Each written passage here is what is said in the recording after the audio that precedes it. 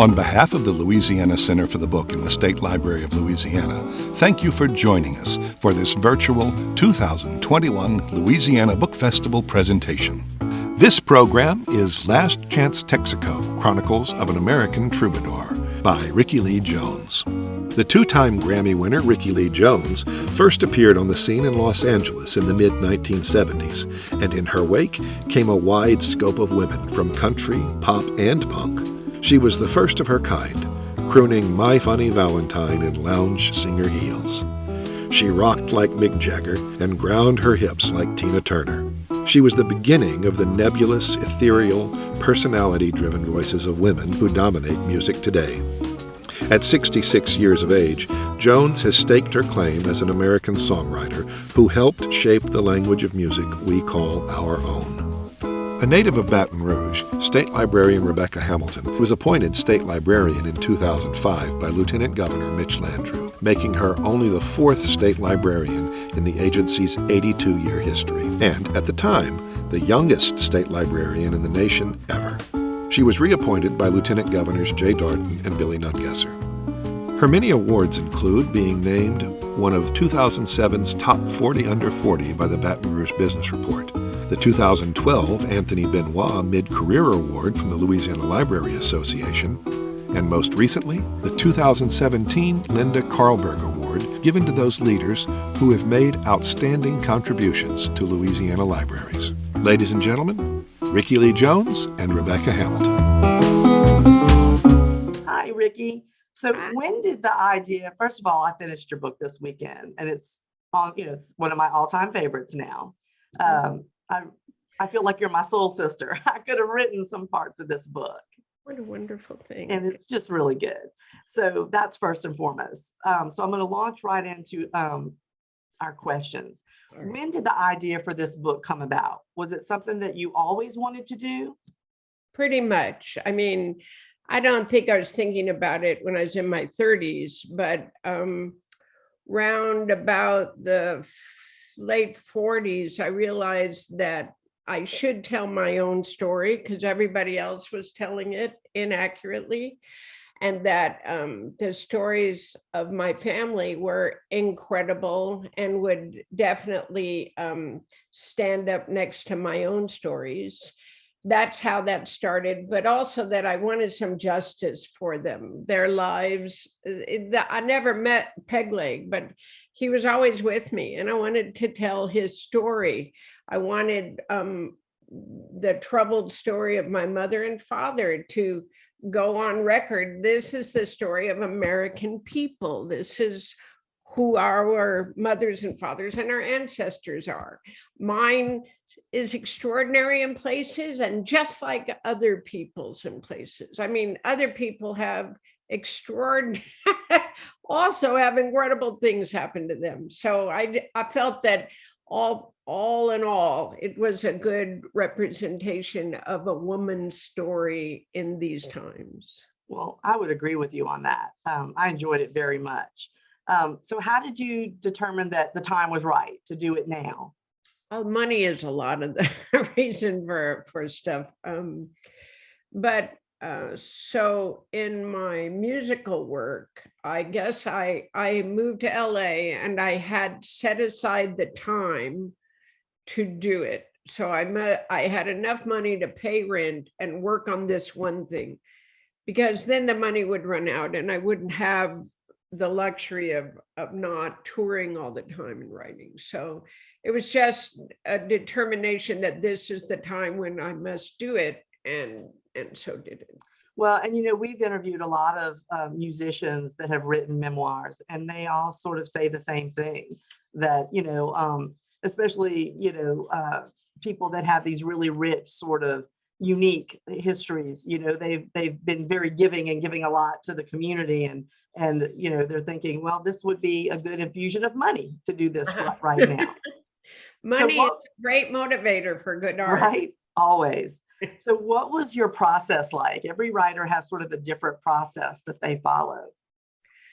And I want you to expand on the question or bring it into focus. Okay. So, are you the kind of person that writes a little bit every day, or did you wait for like as you thought things through, did you get a memory and go, oh, that's a really good memory, I'm going to flesh that out? And sometimes, I know I'm a writer too, not published, but I know I'll call my cousins and say, remind me how that happened. So is it a process of, writing at a certain time of day or a certain number of times a week? And did you engage other people? I think the process, like most processes, changed. I knew the first stories I wanted to tell that were intact and whole castles of stories were my mother's story. And then I wanted to tell the stories of my life in 1963. Those were the things I started out with. And those memories are intact and vivid. So I didn't need, and I don't have any help. My sister is passed away, my mother's dead, my father's dead. And the people who, my brother was witness to it, but he has pretty serious brain damage. So he couldn't be a good or moderately serious. But anyway, he wouldn't be a good reference if I did have a question. So it was totally up to me. And I remember the Wicks Market being right there. Maybe somebody would go, no, it was further away than Right. that. But other than that, I think I trust my memory pretty well. And as for the process, I would get up in the morning when I went to LA to start. So I started writing it in Louisiana, just at any time it came to me, to try to train myself to do it every day.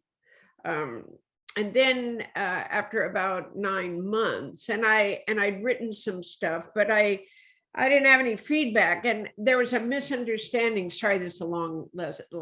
There's a misunderstanding about the publisher's role. I thought that she was going to read what I wrote and correct it or give me feedback, but she said, that's not my job. Your job is to hand in a finished book. So I was like, what?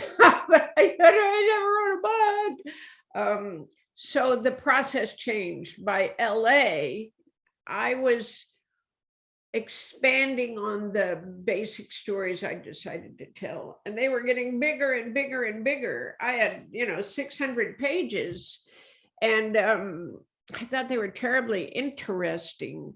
Then I'd get up, I'd write, and then the next day I'd get up and read it and go, wow, this is crap. So I move forward, I move back, I move forward, I move back. But what was happening was I was learning to write. I was learning to edit. I was learning to distill. I was learning to let go. As a songwriter, there's only a few lines and they're all precious. So when you go to write the book, I feel everything I say is precious, not because I'm precious, but because it's so important. And so there was this process of going, nah, that's a nice piece of prose, but yeah, throw that out. That's not that. So learning that we have to have a forward moving thing. Right. Always. We can't stop to luxuriate in prose. The reader will tire. So it was a wonderful process of letting go of the way that I write when I write a song, and learning how to write first without prose, and then with a concern for the reader, which is crucial when you're writing a book, I think.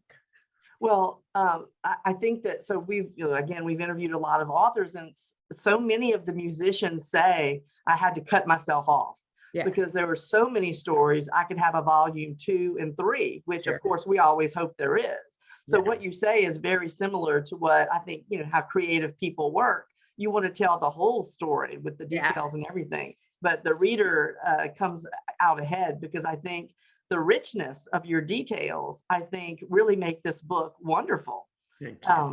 So as we talked about, you spent a great portion of the book talking about growing up and your family and your childhood memories. What was it like sort of reliving those old memories? Was it painful or cathartic, healing in any way? Well, like I said, for some reason, most of my childhood is with me all the time. So So it's a joy to relive them. But yeah, I had to be careful not to become melancholy for the want of returning to them or all the loss that happened after certain things. Um, Retelling the story of my brother's accident was very painful and very difficult, and brought up a lot of stuff. And you may note, I know I do, when I get to the accident, my voice changes. It almost can hear it constrict and go bop, bop, bop, because the initial telling of that story was a book of itself. All the details of the days and nights. But it hurt so much, I was sure it's going to hurt them, and I don't want to hurt them. So the best way to have the impact of the devastation of the accident is to tell it quickly and succinctly. And I don't know if you can tell, but it was still difficult. Oh, yes, you could. Those things will always be difficult, I think. But I do think that you write in a way that's very relatable. You know, I mean, I laughed and told my boyfriend, I really do feel like you're my soul sister, because I feel I related to what you were saying and had similar experiences. So I think that's always adds value to reading any story, when you can understand, and kind of relate to what's being said. But you mentioned something that brings up another component. So, I'm always curious. People, like you said, you want to be kind in your storytelling, and you don't want to say anything that's going to hurt anybody. And a lot of people say they wait till their parents die. Mhm. I always say my great novel is going to come about when all the bootleg whiskey makers in Mississippi have all passed away. I can write that story then. But did the death of your parents, did that have any effect on the timeline of writing the book? I don't think so. There were things I could have written that would have been upsetting to my mother, that I took out of the book. There's nothing in there that she couldn't have read, I don't think. There was something about my dad that summer that was really uncomfortable. And I wasn't sure how far to discuss how the sexual energy that was going on living with my father when I was 15. It was so disgusting. It was just energy, but it was enough to go, yeah, are you my dad? Like, what's happening? And the choice. So I think that was in early versions. I don't think it's, I can't remember. I don't think it's in the final version, because I thought, this is so complicated, and it happens probably to a lot of, I'm guessing, fathers and daughters. I know that dad seemed to have trouble with us as we became women. Oh, yes. But if I tell this story, because you don't know him and you don't love him, Right. you will see him as some kind of a monster. So I don't want that to happen to my dad. So there were a lot of choices I made in what I told. And ultimately, the only person I was concerned about is my daughter. She knows me as her mother. She doesn't know a lot Right. of these things that happen. So eventually, when she does read the book, there may be weird things for her, but I really went, everything I'm saying here, I'm proud of my life. I'm all right, even if my daughter reads it, which mattered more than my mom, who knew me very well. But she gets you, your daughter gets you. So if all of those things lead up to who she has as a mom, she'll understand that's what makes you who you are, all those experiences. I think so. I mean, I was concerned about the my sexuality as a kid. And, but we live in a different world now. So it just doesn't seem as judgmental of a world, as it was, where if I talked about having any kind of gay experiences in 1965, it would have been kind of scandalous. Right. But now, so for family and strangers, I don't think it's got any. No, I think you're right. Hopefully, won't have any weirdness. Yeah. I agree with you. To me, a great book is both timely and timeless. As an example, one incident in your book that struck me was when a Black friend's assistant got pulled over while giving you a ride.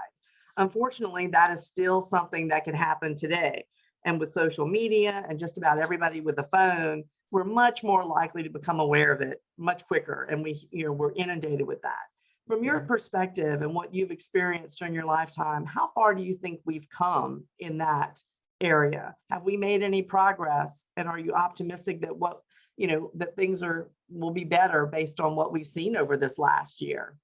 I am totally optimistic. I think it's much, much better. I think you're right. The ability to record and tell the story of what's happening is the main tool that will change what's happening. When that stuff can be buried, and then how can it change? It putrefies in there. So I think it's that the telling of it and exposing of it is, and the other thing that's making that happen is that people are mixing up.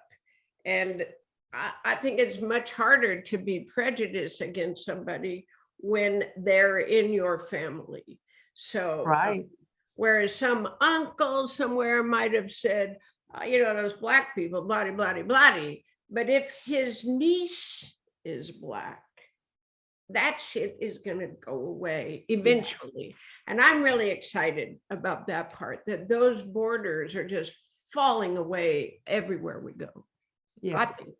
Well, it's good. We try to be optimistic too. And I said to someone the other day, there are so many young people that make me feel optimistic. They're really brilliant and they care about social justice, and they're, joining the Peace Corps and doing things as young people that, they're going to be great leaders. So I'm optimistic too. They're elbowing people out of the way. Yeah. Yeah. And sometimes you have to do that. From an early age, every aspect of your style, music, dress, attitude, the way you live, was different from what I gathered in the book, different from everybody else at the time. And you really were an innovator, especially for other women. Were you aware of this at the time? And if you were, did it make you feel proud and empowered? Do you look back at that time and are proud of your younger self for maybe being courageous and having the confidence to do things, whether you realized it or not?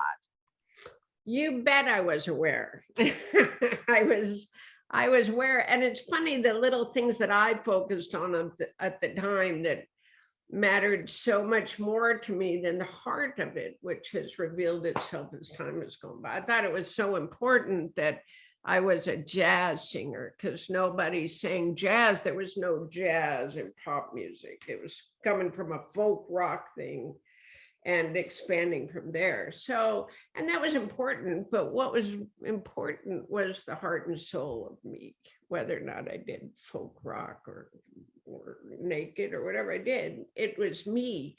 And I think I had such self-esteem issues that I would always assign it to something or someone else.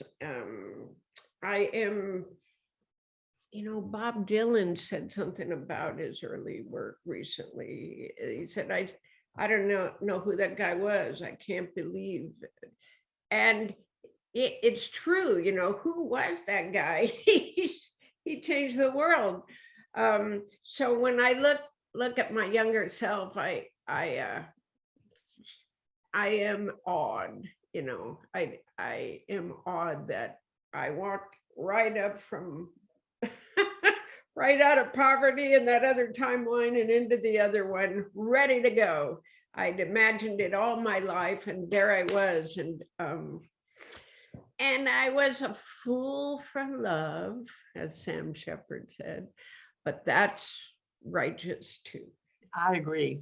And I do think it's that story of you sort of revealing, looking back and being proud and, understanding what you did that provides the inspiration for a young person reading your book. And stories are very powerful and words are powerful. And, inspiration for someone that, like you said, I'm the same way. I was very sort of insecure. I had self-esteem issues. I would assume somebody else did the good work if we got praised for it. But I think that those stories really inspire young people to think, well, if they can do that, I can do that. So those are really important things. Do you think young people will read this book? I think so. You know, we've had several, so with the book festival, we've had a lot of, it's sort of my thing because I'm a musician, you know, nothing fancy, just playing with friends, but we've had several artists of my choosing come talk about their books. And when we look around the audience, because we always do a head count, I see the children of the people my age. I'm 54, and I see the children of my friends there. Now, they did have parents, you know, that were interested in this particular musician, but they're buying their copy of the book and they're getting it signed.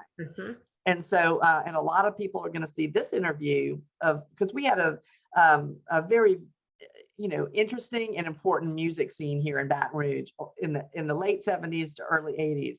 And a lot of people are a product of that. And I think that those people are going to see this, and they know that I'm inviting you back for the in-person festival when we finally are able to have one. So yeah, I do. I think they will. That might be more than Robbie wants me to leave in this video. He may edit that out. This next question is sort of a kind of a statement and a question, because I find it fascinating and deeply important, and I relate to it so much. And that there's a reoccurring theme in the book that has to do with moving forward and how you get there. And it began with you about describing making your way to California, maybe hitchhiking, and your description of encounters that you had with important men in your life. Tom Waits, Van Morrison, Lowell George, Dr. John, Sal Bernardi, Chuck E. Weiss, and the Leprechaun, and that include mention of cars. And how, you know, the whole encounter propelled you forward. You know, my father was a car guy, so cars are all in. My dad would say, well, but what does he drive? You know, but what does he drive? But along those same lines, in the introduction to your book, you say, as time went by, I was always running away and moving to a new life. But once I finally got there, I couldn't lay down roots. For me, it seems life is the vehicle and not the destination. And that imagery of cars and moving forward as a young person, there's a lot of powerful imagery there, you know, especially automobiles in the US, you know, represent success, freedom, escape, all those things. And, you know, I understand some of it. My grandmother used to say I had hot feet, that my feet would burn if I stood in any place too long because I had to go to the next place. And when I got there, I had to go to the next place. So I related so much to that. But it took me a long time to lay down roots. So my question is, with all of those, you know, those experiences, do you feel like you have finally laid down roots? Do you feel like, you know, you've put down the roots that that we all talk about putting down, you know? Well, I first want to say, while I answer this question, I'm hearing, see the USA in your Chevrolet. America is asking you to go. All those commercials are in there memorized. They were important. That was important imagery of the era. Yeah. Seeing the USA in my Chevrolet. That's a lovely question. And it brings to mind a bunch of controversial ideas. My friend and I were walking down to get our third COVID shot. And she was saying how her first relationship is not her husband, but the universe. And by keeping the universe her first relationship, because people come and go and they die and whatever, but you're focused there, it keeps everything in balance. And I thought, wow, you're so incredible, because I could never do that. I plant my roots in people, and I will always do that. I like a place, but it only has meaning by the people. That's right. Maybe the dog, but the people give it meaning. And I do feel the call of the universe, but it's people. So I'm always on tour. And in that way, I get to keep seeing the USA in my Chevrolet all the time. And that makes it much easier to return home. But you know, this is just a shelter I live in. This isn't home. Home is, for me, a series of moments that are joyful. Kindness is there. Later, I'll go back and go, that felt so good. That was home. So if home happens in Louisiana. Sometimes there's a lot of things about the place that reminds me of my childhood, and I can slow down here. But I'm not sure if I'll stay here, because home is an elusive, roots are elusive, and they'll Yeah. always be here, but they are always growing somewhere else too.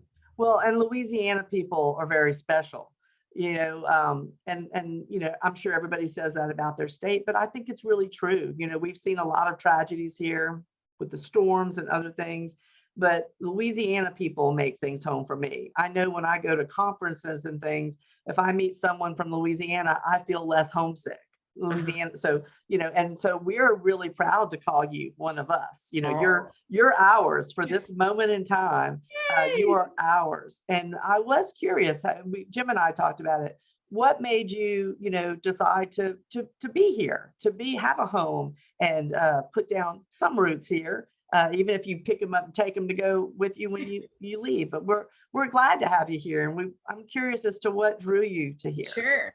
Well, I lived here for a while in 1981 and 82, 83. I had an apartment on Decatur, and I would come and go, not a lot, not at first. I was here a lot, but as time went on, I kept the apartment, but wasn't here too much. But it had planted something in me early on, when I was still looking for a home, 25 or 26 years old. So after my daughter's grown and I'm in LA and I'm all by myself, and I can't seem to get the infrastructure of friendship. I've been there a lifetime and I don't have friends.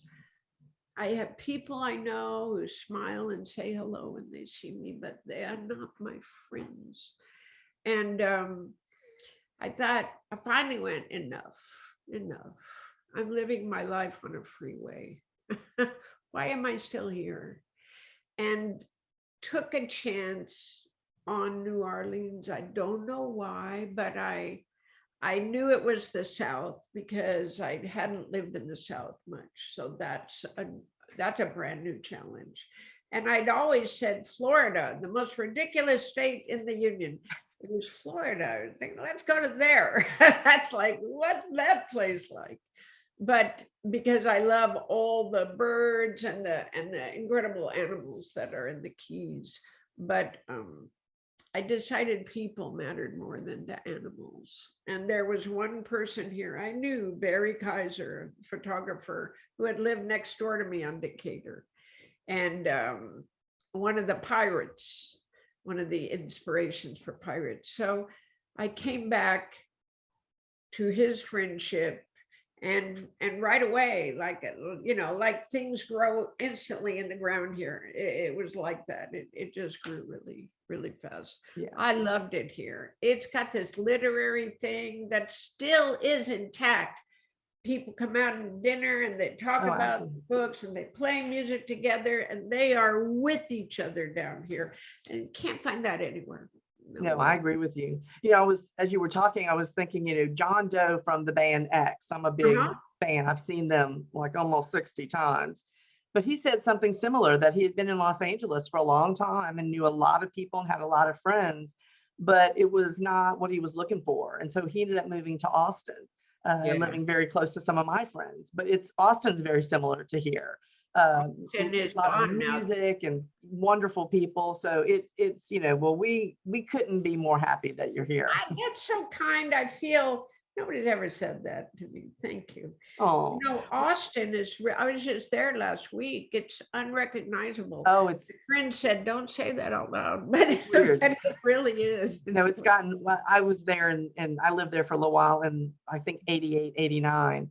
And it is not the same place. It's sprawled out and it's, but you have to go down to the heart of it and get right in the center. But yeah, it is. It's grown so much. Is there a message, if someone read your book and the takeaway that you would want someone to come away, your readers with after reading your book, is there a message? I guess there's a few, but at this moment, the thoughts that enter my head is that you're always speaking to the invisible world, and it's always speaking to you. Inexplicable things happened to me in my life. I was saved again and again. And I feel partly because I had this sense of them always watching me and always talking to me. So I'd say, believe in that which can't be explained and follow that path, because it'll take you to to the most wonderful places if you don't make it fit in your thing of logic. Just believe in what can't be explained and have a great life that way. Well, I think that's a really important message. And when I think about your book, it is different from other books that may be similar type of story, in that you give so much information about your childhood and growing up and all those real formative years, that I think it gives people a better understanding of who you are as a person. And it's, sometimes you read a book and you kind of get a little bit of that, and then you leap forward to 30 years later and they've done something. But I think that it's sharing stories of ourselves with each other and what makes us, and the difficult things we went through and the wonderful things. But it gives an understanding of who we are. Just like I said, your daughter, all those things make up you. And so she wouldn't change you. And so all those things are good or bad or good. And so I think I just can't say enough about how much I enjoyed the book. We've had a lot of stuff happen here lately, storms and politics, and it was a nice escape to read about a girl and then a woman that did some really amazing things and built some bridges and trailblazed a path along the way. So for that, I thank you. What can we expect from you next? Are we going to hear more music, new music, or another book, collaborations? Well, I was hoping, and I'm trying to do some new art that the book might be able to bring. So I'm working on creating a rough schedule for a television. I like these mini series that are maybe 8 episodes long. So I'm working on a sketch for that. I'm also going to start in November work on maybe creating a theater piece, either based on me or the book. So if either, hopefully both of them, but if either of those things happen, that's a brand new kind of art I can do, because I've wanted to bring that storytelling to the stage all my life. I did it a little bit in '85, but people come to hear music, it's hard to, well, I'm going to tell you a story. So I'm excited about that. And that could bring a whole new way of singing the songs to people. And what a relief that would be as I get older to be able to do brand new art. Well, we believe in art of all type, not just literary art, so to speak, but at the book festival, we celebrate that, those things about Louisiana. And so everything that you talked about, you're in the right place for it, I think. I don't know if you know Johnette Downing. She's a friend of ours, a children's author, but she is, she's a musician, she's a writer. She was our Louisiana Writer Award recipient in 2017. But she's done all those things that you talked about right there, right outside of New Orleans, in New Orleans. So you're in the right place, and we'd love to support you and have you back. And who knows, maybe next year you'll be here talking about it, acting it out, doing something groovy like that. But we just really appreciate you taking the time to do this virtually with us, because the book festival is much beloved to us, and 30,000 people agree. They come every year, and so it's been hard on us to not have it in person. But having these virtual face-to-face, where we can laugh and joke as if we're right next to each other, talking about the stories that are wonderful about people in Louisiana, it's been really meaningful to us. So we appreciate it. Your words just now, how sometimes you hear something over and over, but then somebody says it just the right way. Well, I've been a very private person, musically especially, But when you just said that about the woman who's a writer and a musician, I thought, I think it's about time I come out of my house and start playing and playing, not music, but playing with the other children on the block. So I consider this an invitation. Oh, absolutely. Yes. And I'd love to put you in touch with Johnette. We love her. In fact, she just, we haven't done it yet, but she just donated like a couple hundred copies of her latest CD, Songs for Children, so we could send every library a free copy. I mean, and her body of work, because we give out something called the Louisiana Writer Award, which recognizes an author's body of work. And she's been, a children's author. And I mean, I don't know which one she's more of. She's a singer. She plays guitar, writes music, writes children's books, sketches the pictures. I mean, she's it's a creative thing about her that I think I think you could inspire each other in different ways. So yes. So that's all the questions that I have. I could stay talking to you all day. Hey, good luck with your writing. I hope you keep writing and get published. There's one more bootleg. That's what you want. Well, and I think I do, but I'm like you. I'm very private. I let a few people read here and there, but I do always laugh and say I've got one great Southern novel in me, but there's one bootleg whiskey maker in Mississippi that needs to die before I can get that book written. Because my people made bootleg whiskey in Mississippi. So, but, okay. Well, we'll see if we can help that along. Right. Well, thank you so much. If there's anything we can ever do for you in your efforts, we're connected to the publishing world. We've got we have a lot of friends. Everyone loves and supports the book festival, and we certainly would love to have you back when we can have it face to face. I look forward to it.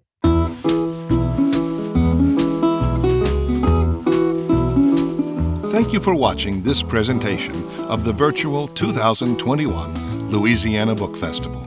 Please visit our official bookseller, Cavalier House Books, and receive 20% off all featured festival titles through the end of the year.